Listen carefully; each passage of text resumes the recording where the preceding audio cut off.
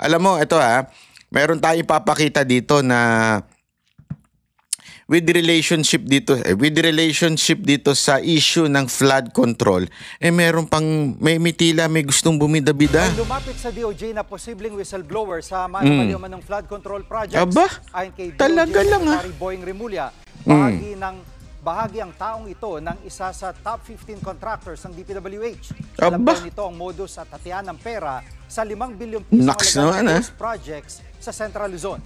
Hinihintay ni Rimulya kung magbibigay ng ebidensya at mga dokumento ang posibleng whistleblower. And I have been approached by a lawyer representing a potential whistleblower. And they have told me he's given me an idea of what happened in one of the projects in Central Luzon, in projects worth 5 billion, ghost projects. Yung modus operandi, yung hatian ng pera, lahat ng alam nila tungkol sa kontrata. Tsaka kung paano sumambulat yung mga irregularity. Flood control. Mga kapatid, Jig Manikad po, pagdating sa mahalagang balita sa loob at labas ng bansa, dapat una sa lahat, baka sabihin nyo naman mga kababayan, masyadong negative tayo. Hindi Alam mo, eto kasing etong si Rimulya. Ano po ito mabilis itong kumilos pag gusto niyang gawin. Totoo. Kaya lang yung mga ganitong patutsada niya, ewan ko kung bakit hindi na lang niya alam mo yun, kung meron palang alam mo, ba't di mo na lang ianuhin? Bakit ang dami mo pang patutsada? Bibigyan ko kayo ng example dito. Sandali kasi hindi ko na Bibigyan ko kayo ng example na mabilis kumilos talaga yan si Rimulya. Pero dito sa flood control, bakit ang dami niya pang sinasabi? Hindi na lang niya ipresenta ko sino man yung abogado na yun. 'Di ba? Ito, may papakita ako sa inyo Etong kita nyo. Etong sa issue ng sabong. Ayan. 'Di ba? Sabi nga kasi ito, una yung balita sa Inquirer na ito daw DOJ naglagay ng lookout bulletin against kay Atong Ang at saka kay Gretchen Barreto. Alam mo yon, sabi nga ni Ma'am Rowena, ni Attorney Rowena Guanzon, sabi niya, sana unahin yung kontraktor at pamilya nila. Tapos ipa-contempt na agad at i-freeze yung asset. Alam mo kung bakit? DOJ lang pwedeng gumawa nun. Tandaan ninyo, ang DOJ, isa sa mga nasa board ng Anti-Terrorism Council ay yung sekretary ng DOJ. I mean, nagawa nga nila yun. Di ba? Ang bilis niyang kumilos kila Tebes, ang bilis niyang kumilos sa mga kalaban sa politika. Tapos dito sa mga issue ng flood control, ang dami pang paligoy-ligoy na, may whistleblower tayo, ganito. Di ba? Bakit di ka kaagad mag-issue ng dito, lookout order dito sa contractor, pero dito sa mga, again ito pong si Atong Ang at saka si Gretchen Barreto ay hindi pa po ito guilty. Okay? Kaya lang, ang bilis niya, hindi ko po kinakampiyan si Atong Ang, hindi ko po kinakampiyan si Gretchen Barreto. Again, I will always say, I am against any form of gambling. But the point here, kung ang bilis niyang kumilos sa mga katulad ni Atong Ang, ang bilis niyang kumilos sa mga katulad nila Tebes, pero pagdating dito sa kontraktor, na sabi nga ni Ma'am Attorney Rowena Guanzon, sana inuna na yung mga kontraktor at pamilya nila. 'Di ba? Ipa-contempt agad, i-freeze ang asset. 'Di ba? Yung mga private plane at yacht, dapat pwede nang pwede nang kagad matigil.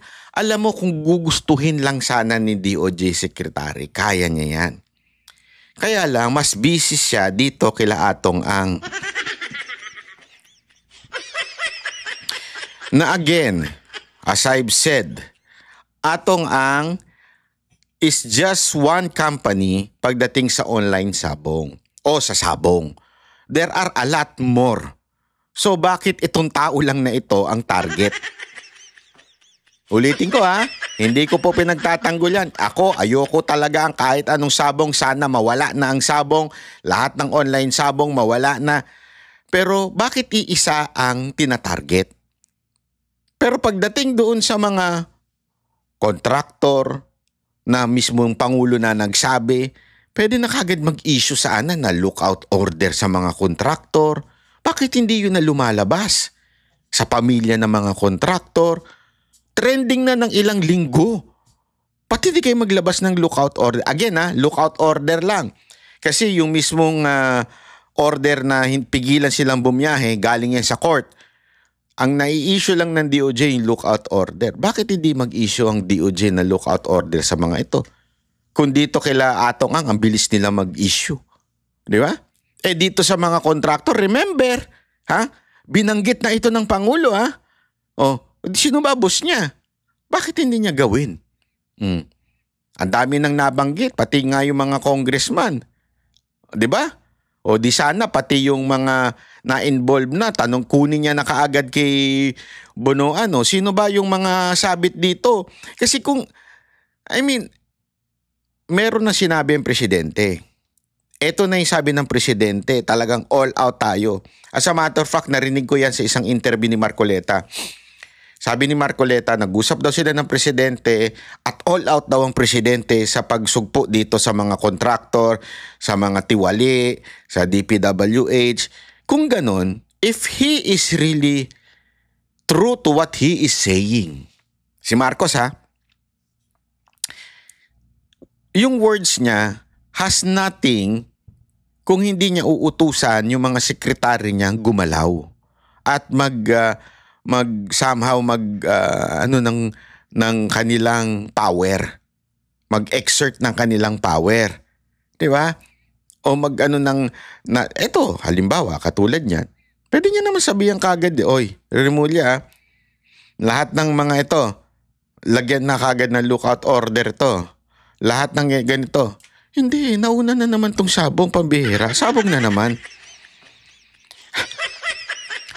Again, bakit? Kasi, tandaan ninyo, kinasuhan na to. So, the court should be the one doing it. Tapos na yan Ibig sabihin, tapos na yung trabaho ng DOJ. As far as I know, fast track na nila yan dati. Kinasuhan na nila sa court. Therefore, korte na. Antay na lang tayo sa court. So, sana, ikaw, DOJ Remulla, instead ng focus mo, sila pa rin, parang gigil na gigil ka dyan, sana ang focus mo na ngayon yung mga kontraktor. Hindi ibig sabihin pababayaan na yung issue ni Atong Ang at saka nila Gretchen. Hindi. Kasi may kaso na sa korte. So let it be. O ayaw mo na yung korte yung masikaso dyan. Ang dami mo pang hanas dyan Masyadong... Hindi ko alam kung bakit yung interest ninyo sa katulad nila Tebes at saka nito nila Atong Ang parang talagang gusto nyo mawala yung mga negosyo nila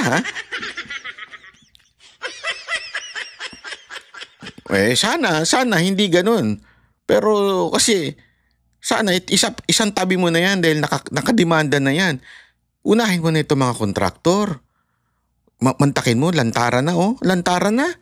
Lantaran na yung mga nagpo-post na mga anak. Mantakin mo nakakabili ng mga ganun.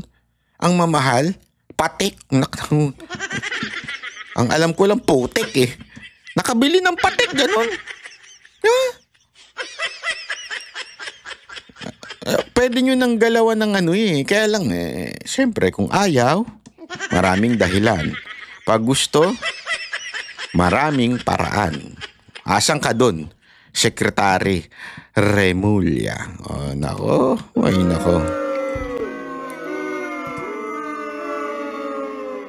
Kaya nga alam nyo, ladies and gentlemen, dapat talaga nating bantayan natin ito kasi gagawa ang gobyerno ng ito ng diversion. Sigurado yan, gagawa sila ng diversion. Lalo na pag maiipit na yung mga kaalyado, mga kakampi pagdating po sa issue ng flood control project. Marami na dyan di ba? Halimbawa, yung na lang sinasabi ni Marcos na kesyo, ba yun? Meron siyang sinasabi na lifestyle check. Kami ang boses ng masa, hindi natatakot. Katotohanan lang, di kami nalulunod.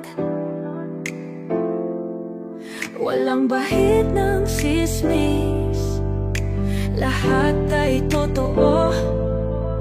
Kahit sino ka pa, pag mali ka babanatan ka. Walang pinipili kulay, wala kaming kinikilingan. Basta para sa bayan, kami lalaban. Pagdama palakpakan, pag mali banatan. Di matitinag, di matatakot, para sa bayan tuloy ang sigaw. Sa harap ng kamera, walang halong takot. Mga baluktot, lahat kayo'y tutumba. Ang hustisya at totoo, yun lang ang mahalaga. Kahit sinong harang, di kami matitinag. Walang pinipiling kulay, wala kaming kinikilingan. Basta para sa bayan, kami lalaban. Pagtama palakpakan, pag mali banatan. Di matitinag, di matatakot, para sa bayan tuloy ang sigaw. Kung nasa tama ka, ikaw ay aming kasama. Pero pag mali ka, handa ka na bang mabasag? Banateros kami, walang inuunan, dahil bayan muna bago ang sarili.